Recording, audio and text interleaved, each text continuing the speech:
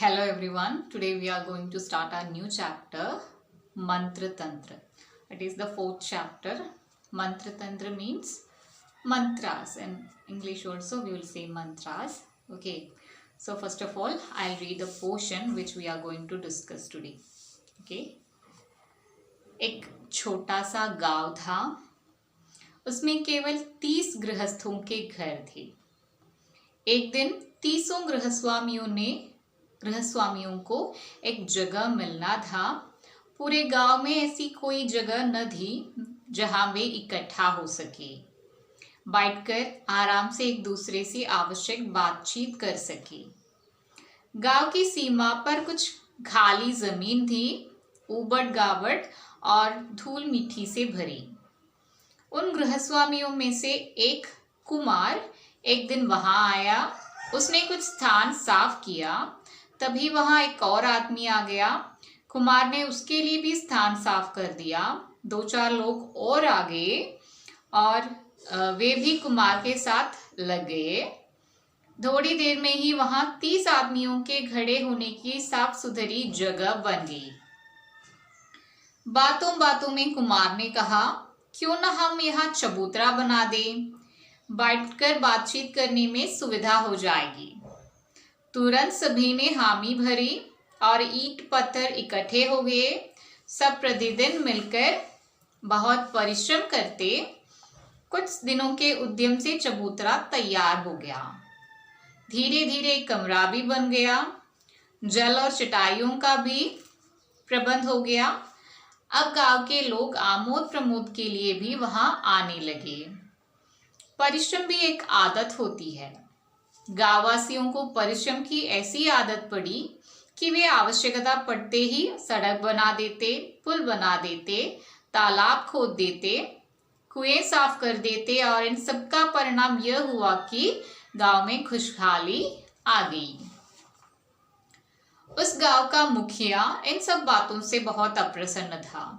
वह बार बार गांव वालों के काम में अड़ंगा लगाता. कोई अकेला मिलता तो समझाता कि क्यों कुमार की बातों में अपना समय नष्ट कर रहे हो. वास्तव में लोगों ने बुरे काम करने बंद कर दिए थे. इससे मुखिया की जुर्माने की आमदनी बंद हो गई थी.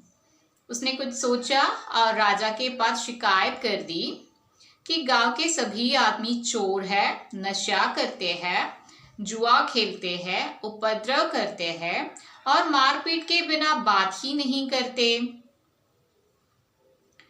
इससे गांव भर में उत्पात मचा हुआ है. शीघ्र ही कुछ प्रबंध न किया गया तो गांव में भले आदमियों का रहना दूभर हो जाएगा. राजा की आज्ञा से मुखिया सबको बांधकर राजा के सामने ले गया. राजा ने कुछ पूछा न सुना, बस कह दिया, हाथी के पैरों से कुचलकर इन्हें मार डालो. So page number 32 and 33, we are going to discuss these two pages today. Okay, so now I will tell you the difficult words meanings and after that I'll explain the portion. Let's see the word meanings. Chota, small, gav, village, 30, 30, grihast, householder, grihaswami, house owner, jagah, place, ikattha, assembled, बातचीत, conversation, सीमा, border, खाली, empty, ऊबड़ घाबड़, rough और rude, धूल मिट्टी, dust,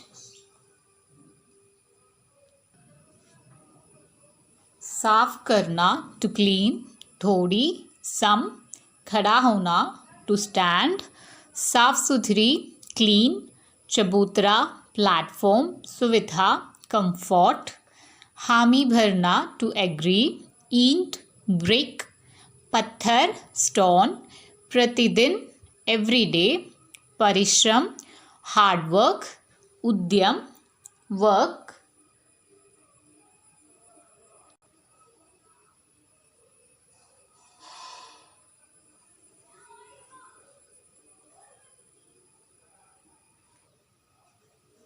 कमरा, room, चटाई, mat, Amod Pramod, entertainment, आदत, habit, सड़क, रोड, पुल, ब्रिज, तालाब, पोंड, खोदना टू डिग, कुएं, वेल, परिणाम, रिजल्ट, खुशहाली, प्रोस्पेरिटी, मुखिया, हेड। गांव का मुखिया means we can say head of the village.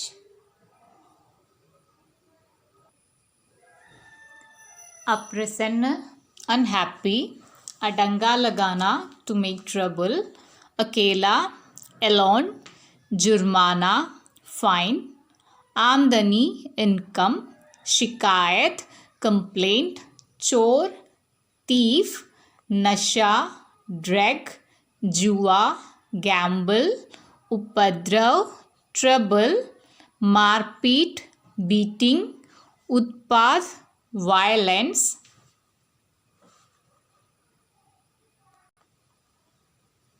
शीघ्र, स्पीडली, भले, गुड, दूभर, हार्ड, बांधना टू टाई, कुचलना, trample. Okay, so these are the difficult words and its meanings. Now let's try to understand the portions. So we got all the difficult words and its meaning. Now I am going to explain the portion. एक छोटा सा गांव था. गांव means village. So there was one small village. उसमें केवल 30 गृहस्थों के घर थे. In that village, only 30 householders was there. Their homes was only there. एक दिन 30 गृहस्वामियों को एक जगह मिलना था. So एक दिन, one day, एक दिन उन 30 हाउस ओनर्स को एक जगह मिलनी थी. They need to meet in a place. पूरे गांव में ऐसी कोई जगह न थी.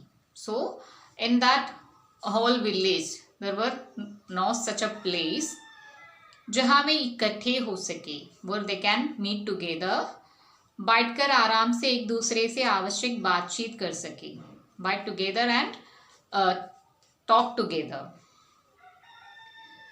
गांव की सीमा पर कुछ खाली जमीन थी, लेकिन कुछ खाली जमीन थी जहाँ पर गांव के बॉर्डर थी, सीमा में, गांव की सीमा में कुछ एम्प्टी प्लेस, कुछ ब्लैंक स्पेस वॉज देयर, खाली open area was there in the border of the village.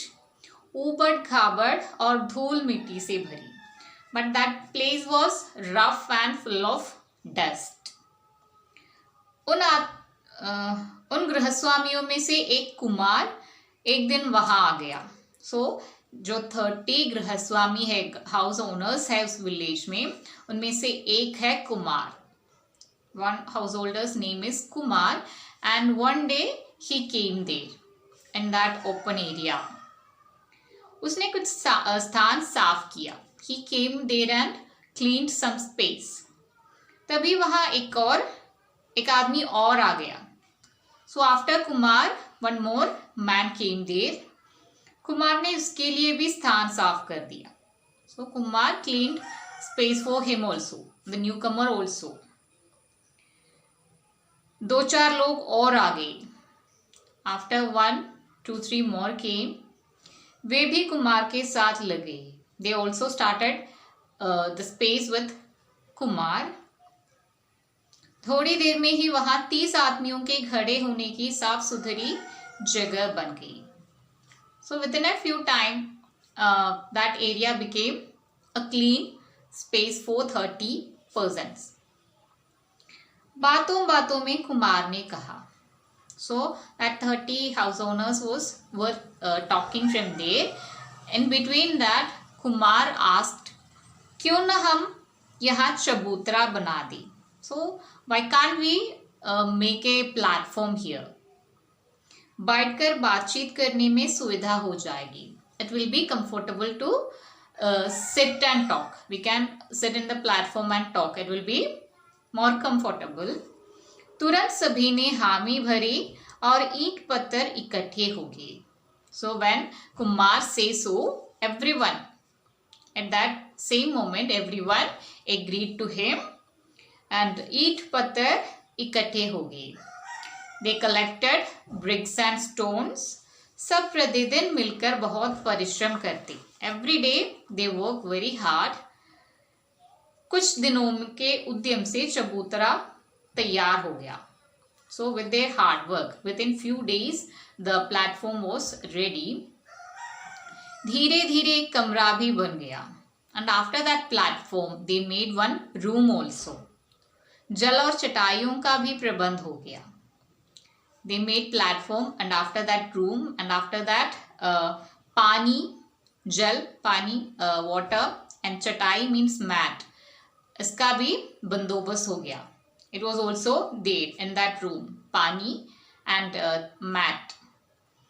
अब गांव के लोग आमोद प्रमोद के लिए भी वहां आने लगे थे. So at first they came in this place for meetings, but now they are coming here for entertainment also. Amod Pramod means entertainment. So they started to came in this place for entertainment also. परिश्रम भी एक आदत होती है. So hard working is also an habit.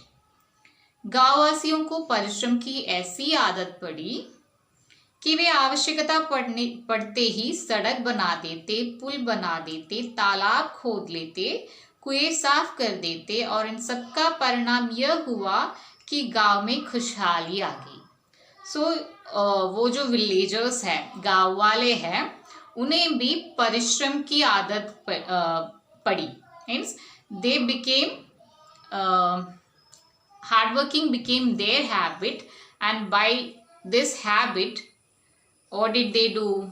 They made road, bridges, and they dig out ponds, they cleaned well, and by all these works गांव में खुशहाली आ गई. The village became prosperous. उस गांव का मुखिया इन सब बातों से बहुत अप्रसन्न था.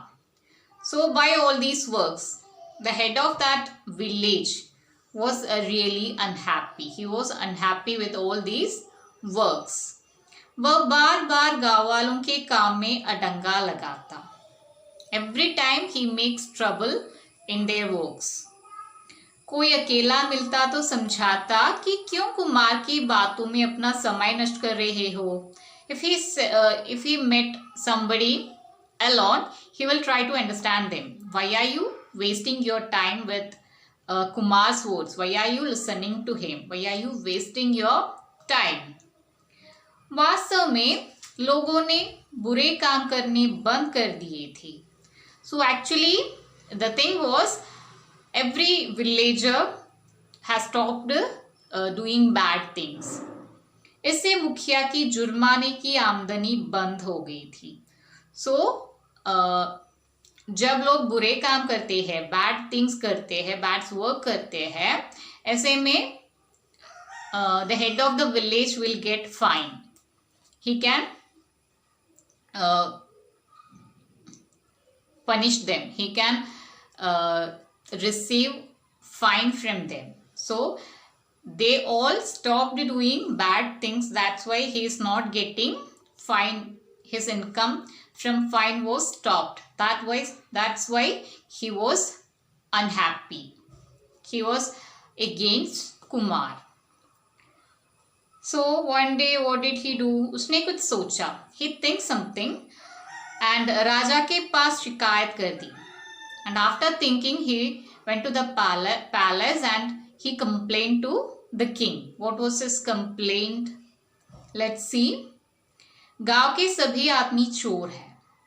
One of his complaint was गांव के सभी आदमी चोर हैं. All the villagers are thieves.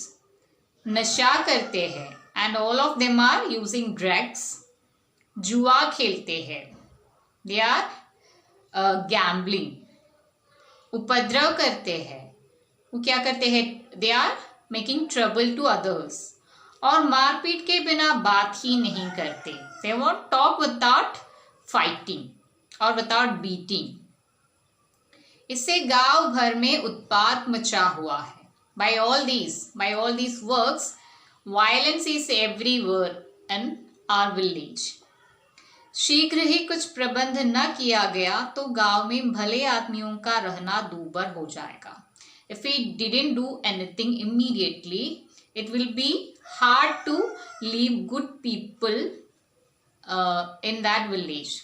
In our village, it will be hard for good people to live. So we have to do something immediately. राजा की आज्ञा से मुखिया सबको बांधकर राजा के सामने ले गया. So by the king's order, Mukhiya, the head of the village, tied up all those villagers, and he bring all of them in front of the king. राजा ने न कुछ पूछा न सुना. The king didn't ask anything or didn't heard anything. बस कह दिया. Without asking and hearing, he told that हाथी के पैरों से कुचलकर इन्हें मार डालो. He said that kill them by the elephant's trample. They have to die. So that was their punishment. Kill them by the elephant's trample. हाथी के पैरों कुचलकर इन्हें मार डालो.